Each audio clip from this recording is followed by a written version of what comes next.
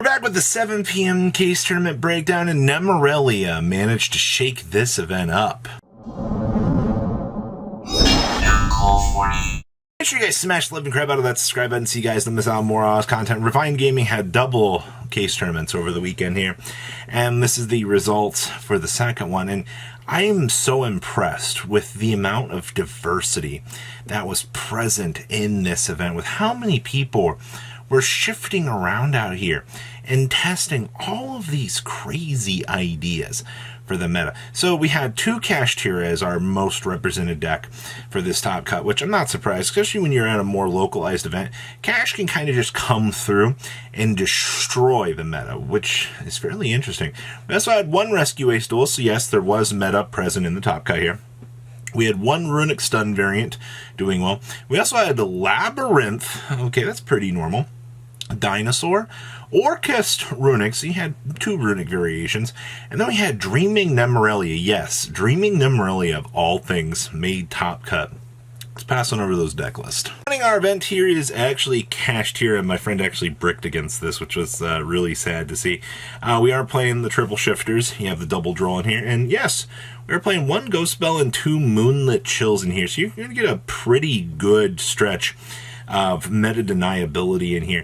Kind of allow you the chance to kind of cover these bases and make sure that you can play the game, which is exactly what you want to be doing right now. I also love the fact that this build is actually playing Ogre. Ogre does not hardly get any playtime anymore, but they are playing Preparation, so you've got pretty much everything that you want covered here.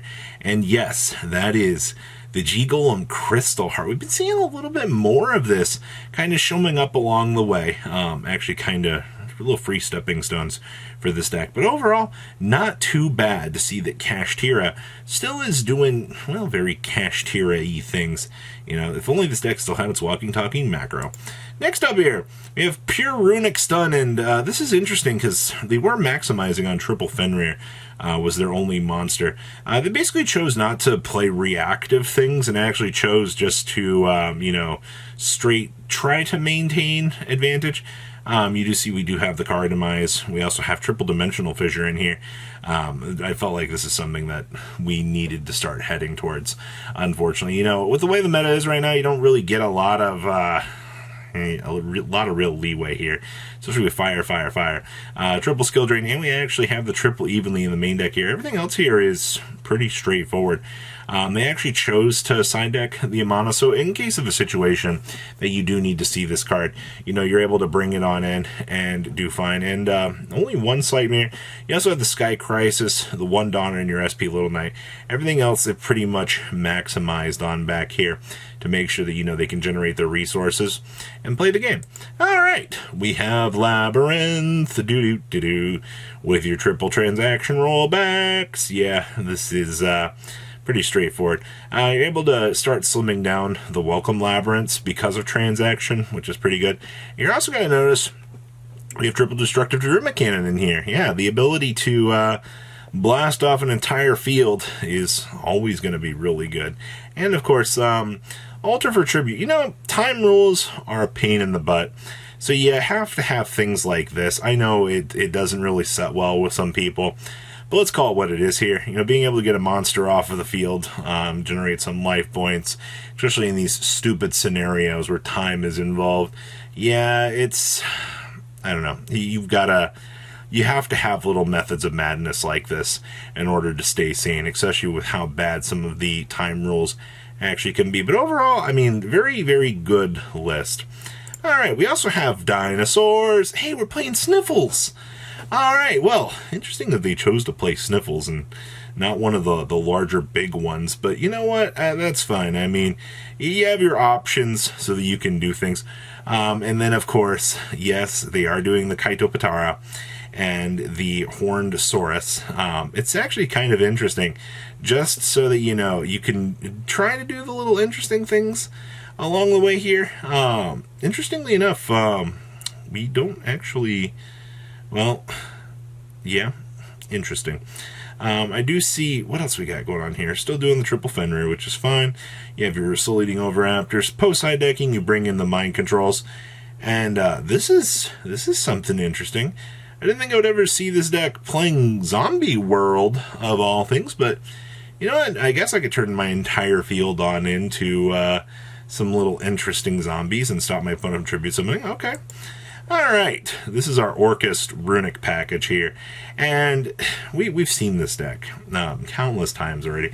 I feel like the Orcus innovations with this pile don't really tend to get all that saucy anymore. This is only one Sark, though. I suppose, like, looking at the structure of this, just having this as a 5-card splash package, but I feel like you might want more of these. Just to, like, you're already playing triple Orcus Nightmare. Like, this thing is a literal nightmare when it gets into your hand, and just causes some terrible breaking scenarios. Like, you don't want this thing sticking around. So I figured maybe you'd start trying to up this, but my other question here becomes, at that point, alright, so what do we cut? You know, because looking at most of this is all pretty tacked out. I think that's fine. We are also sliding a Moonin down here as well. Okay, so, this is interesting to see. Alright, what else we got back here? We also have, oh man, you gotta love these these Kashtira decks, man. Once again, another build playing the Ogre and the preparations. Okay, maybe this is the where we gotta head here too. You know, maybe we need to start heading towards this sort of thing. Post side decking down here. Hey, I see we have Book of Moons. Alright, I also see that you have the enemy controller as well. Econ's been a little bit more hit or miss for some of this meta. I don't necessarily have a problem with this, but it's interesting to see that people, you know, kind of still don't like this, but being able to you know, force your opponent to try to do something and then enemy control or tribute your monster that they're attempting to do something to, and then dodge certain effects is definitely worth it. And we're maximizing on triple talents down here as well. I'm also loving the fact that we do see that G-Golem down here as well. Alright, outside of that, interesting to see. And nothing else too cashy for this. Now this is our Dreaming Nemleria pile. And the first interesting things I see are, we're playing triple Lilith in here. Is this, well, I guess interestingly enough, Tribute reveal 3 normal traps. So I guess we can reveal this, and this, along with these. And it can't reveal the Reptor here, but I also don't think people really know how to handle this deck. You have crossout designators in here, which is fine. They were doing this. So typically, you can give your opponent a ball, and then if the ball comes back to you, you contribute it to summon a 4,000 attack Winged Dragon Raw. I'll be honest with you, I have not seen this happen in formats, but this was something that, man, I think the last time I saw this come up relevantly was during Goki format. But okay, to say the least, I'm impressed. Okay, next up here we have, this is a Kashtira Rescue Ace pile? Okay, so I see that we're trying something a little bit more cute along the way here. Okay. How do we, I guess you're just using this stuff to put the pressure on your opponent, go through the Snake Eyes stuff. All of this is like a sorting advantage pile to kind of help you streamline through your plays and kind of do your thing.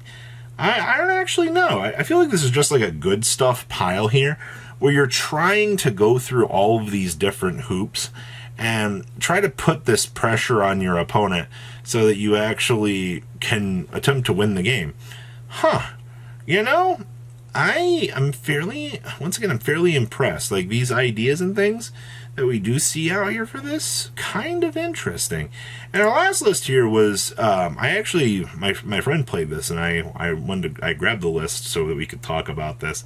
I found it very interesting because, you know, Earthbound Runic was something that I know people joked about wanting to play, and actually getting a chance to see this kind of show up, I was like, what in the world is this?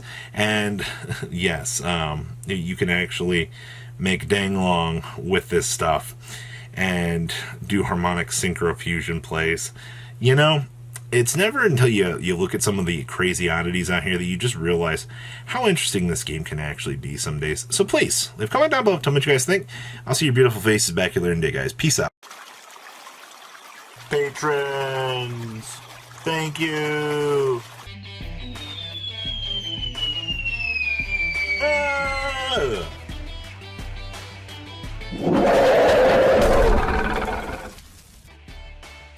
Thank you so much for watching. Check out these other videos.